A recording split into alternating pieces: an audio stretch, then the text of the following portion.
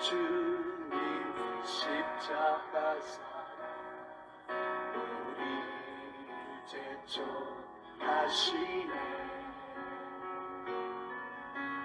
오늘 들고 예루살렘 향해 일어나 너 거침없이 나. 마태복음 26장 제일 마지막 부분이 69절에서 75절을 베드로가 예수님을 3번 부인한 것에 대해서 말씀을 드리고 마감하고자 합니다.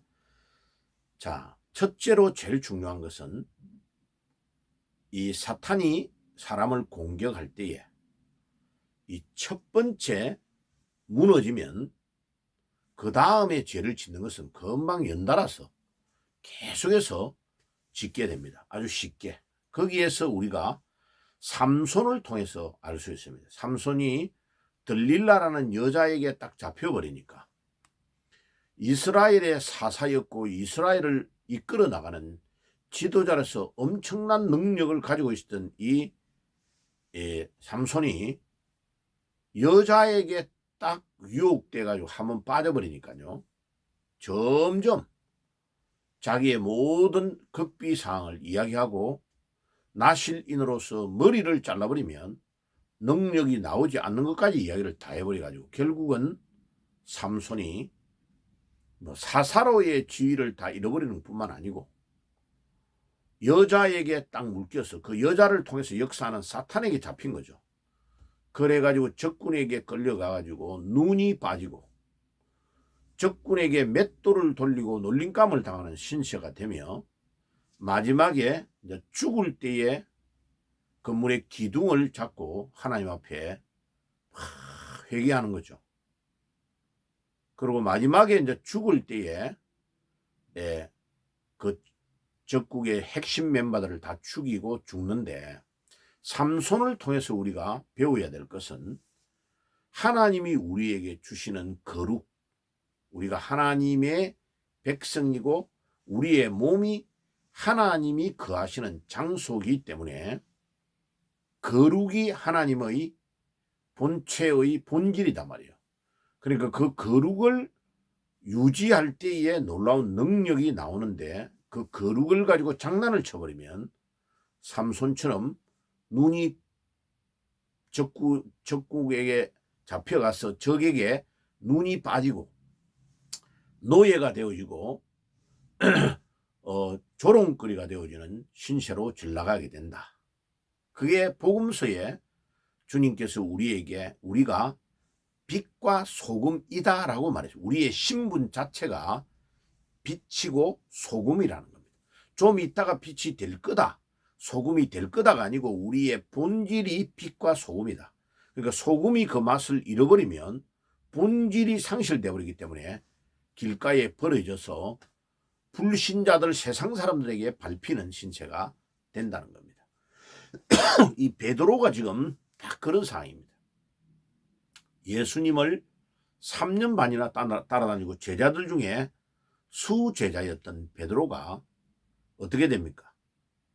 그가 이 사탄의 유혹에 빠져서 한 번 넘어가 버리고 두려움에 빠져버리니까 하룻밤 사이에 3번을 반복해가 죄를 짓는 것입니다. 그래서 첫 번째 사탄에게 유혹을 받아가지고 죄에 빠지는 것이 아주 무서운 겁니다. 이거를 잘 자기 마음을 딱 단절하고 사탄을 이기는 것이 아주 중요합니다. 부산에 옛날에 그 충무동이라는 그 밑에 가면요, 완을동이라고 창녀촌이 있었어요. 그래서 우리 산동네에 제가 이제 학생 때에 우리 형님들하고 살면서 이렇게 그거를 가로질러가 올라가야 빨리 올라갈 수 있으니까 그 완을동을 안 가려면 너무 많이 둘러가게 돼요. 근데 그 이제 기회가 돼가지고 주일날 전도를 하게 됐는데 거기에 아주 이쁜 여자가 창녀촌에 있는 여자를 전도하게 됐는데 나중에 들어보니까요, 집도 아주 좋고 또 서울에 있는 명문 대학을 졸업한 여자예요. 근데 왜 그렇게 들어오게 됐느냐를 들어봤는데 처음에 한번 유혹을 당해가지고 몸을 허락한 그것이 자기가 한번 딱 빠져버리니까 그 다음부터는 계속 자기를 포기해버려 가지고 결국은 여기까지 왔다는 말을 한 거예요. 이 사탄은 전략이요, 이소 무아예처럼 어머니 아버지가 애기들을 두고 딱 어디 갔는데 우아의 사자가 나타나 가지고 이 애를 잡아먹으려고 어떻게 합니까?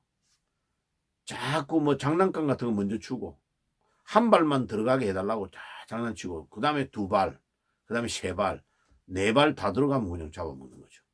이소 우아에 그게 나오죠.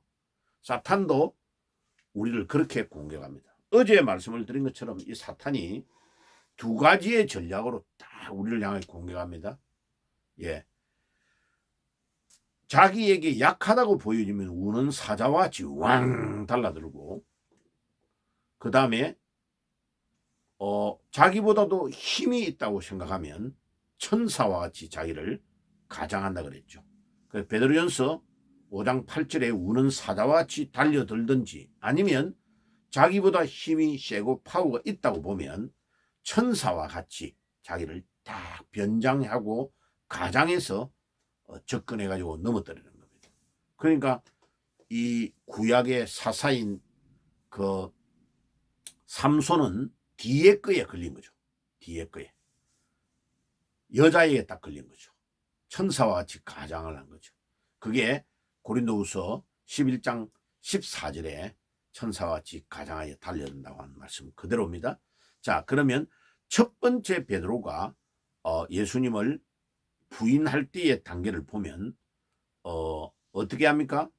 거기에 69절과 70절, 마태복음 26장 69절과 70절을 보면 가야바 대제사장의 뜰에서 밤중에 예수님을 막 신문합니다.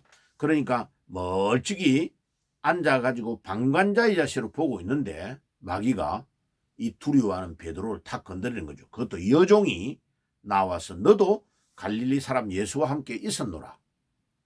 이 여종이 눈살미가 있는 거죠. 이 베드로가 같이 다니는 걸 본 거예요. 그러니까 베드로가 70절에 뭐랍니까?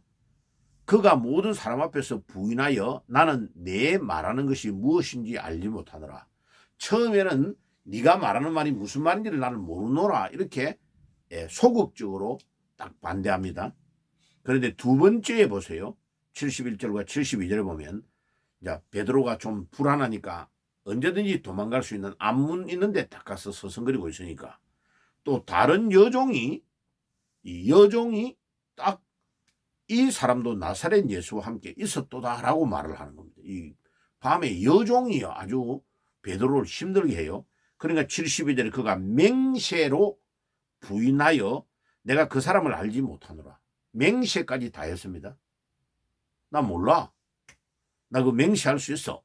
이래가지고 예수님을 모른다고 또 두 번째 부인한 겁니다. 그러니까 베드로가 점점 코너에 몰리는 거죠. 그런데 세 번째는 조금 후에 곁에 섰던 다른 사람이 베드로에게 말하되 진실로 너는 그들 중에 하나니라. 내 말투가 너를 표명한다. 예수님도 갈릴리 쪽의 사람이고 베드로도 갈릴리 쪽의 사람이니까 그 말투가 딱 드러나고 네 말투로 그것이 입증된다라고 말을 한 겁니다. 그러니까 베드로가 이제 세 번째는 좀 더 세게 저주에 가면서 예수님을 모른다고 맹세하고 부인해버립니다. 그러니까 자기 자신을 부인한 거죠. 내가 만약 예수님의 제자라면 내가 무엇이든지 맹세하면서 내가 저 사람과 같이 있었던 제자가 아니다라고 말할 수 있다라고 자기를 부인한 겁니다. 이렇게 점점 사탄은 두려워하고 불안해하는 자들을 공략해서 딱 낚아채가 가는 겁니다. 자, 그러면 왜 이 베드로가 이렇게 예수님을 3번이나 한밤 사이에 부인하게 되었을까요? 그 이유가 아주 중요합니다. 그 이유가 3년 반이나 따라다니면서 예수님의 놀라운 기적과 모든 것들을 보고 눈으로 느끼고 깨닫고 공동체 생활을 했는데도 베드로는 아직도 예수님이 자기를 구원해 줄 메시아라고는 믿지를 못하고 있는 겁니다. 이스라엘을 이번에 능력으로 재건해가지고 로마의 속국으로부터 해방시켜 줄란지는 모르겠다는 기대치로 따라다니는 거지. 그 예수가 나의 죄 문제를 근본적으로 해결해서 천국으로 나를 인도하는 메시아시다 라고는 100% 확신을 못하는 겁니다. 그러니까 두려워할 수밖에 없죠. 그래서 마태복음 10장 30절에 너희에게는 머리털까지 다 쇄신바 되었나니 두려워하지 말라라고 하시는 주님의 말씀을 믿지 못하는 거죠. 왜? 예수님이 하나님의 아들이시고 메시아이시라고 하면 그분을 100% 신뢰하면 두려워 안 할 건데, 그분이 메시아이신지를 모르니까 왜 예수님이 십자가에 저 능력이 많은 분이 지금 끌려가가지고 고문을 당하고 십자가를 져야 되며 죽어야 되며 해야 되는 이유를 모르는 거죠. 그러니까 두려움이 자기에게 오잖아요. 두려움이 오니까 예수님하고 같은 패거리가 아니라고 부인하는 거죠. 자, 그런데 우리가 결정적으로 이제 이 본문의 마지막인 75절, 마태복음 26장 69절에서 75절인데 75절의 맨 마지막에 핵심적인 키가 있습니다. 베드로가 베드로답다.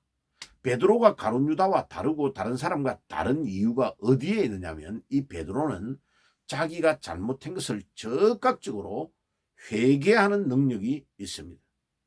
이게 베드로가 가룟 유다와 다르고 베드로가 일반 다른 제자들과 다른 이유가 여기에 있습니다. 베드로가 자기에게 하신 예수의 말씀에 닭 울기 전에 내가 3번 나를 부인하리라 하심이 생각났어. 자기가 예수님을 3번째로 부인하니까 닭이 꼬끼오 하고 날이 새면서 닭이 우는 소리를 딱 듣는 순간에 예수님이 자기에게 하신 말씀이 기억나면서 바깥으로 나가서 심히 통곡했다. 이 말은 심히 통곡하고 회개했다는 뜻입니다. 자, 우리가 인간은 모두가 다 죄를 짓습니다. 우리가 다 베드로와 같은 연약성을 가지고 있습니다. 그런데 중요한 것은, 가룟 유다와 다른 것은, 가룟 유다는 회개하지 않고 뉘우치기만 하고 은 30을 대제사장에 던져버리고 가가지고 목매달아서 배가 터져서 창자가 나와 죽고 지옥 간 거예요. 그런데 베드로는 회개하고 예수님의 말씀을 기억하고 회개하고 자기의 삶을 완전히 바꾸어 예수님의 제자의 삶을 살고 십자가에 거꾸로 매달려 순교할 정도로 대단한 결단을 가지고 복음을 위하여 산 겁니다. 왜? 예수가 메시아이시고 그리스도이심을 부활하신 주님을 만나고 깨닫게 되고, 주님이 말씀하신 그대로 예루살렘을 떠나지 않고 오순절날 기도하다가 성령의 충만함을 받았기 때문에 그의 삶이 180도 바뀌어서 주를 위해서 헌신하고 순교하는 자가 된 것입니다. 자, 오늘 이 마태복음 26장을 마감하면서 끝부분 75절이 핵심입니다. 주님의 말씀을 기억하며 회개했다. 우리 모두도 베드로처럼 회개하는 자가 되어야 된다. 죄를 지어서 지옥 가는 것이 아니고 지은 죄를 회개하지 않기 때문에 지옥 가는 겁니다. 지은 죄를 회개하고 놀라운 능력으로 주님으로부터 베드로처럼 힘을 얻어 마지막 우리의 남은 삶을 복음을 위해 살아야 되겠습니다. 아멘. 기도하겠습니다. 주님 감사합니다. 오늘도 베드로가 3번 하룻밤에 예수님을 부인했지만 그는 주님이 하신 말씀을 기억하고 심히 통곡하며 회개하며 그의 삶을 주를 위해서 드렸던 것처럼 우리도 베드로와 같이 실수하고 범죄할 때에 회개하며 주님 앞에 나아가는 저희들이 되게 해 주옵소서. 예수님의 이름으로 기도드리옵나이다. 아멘.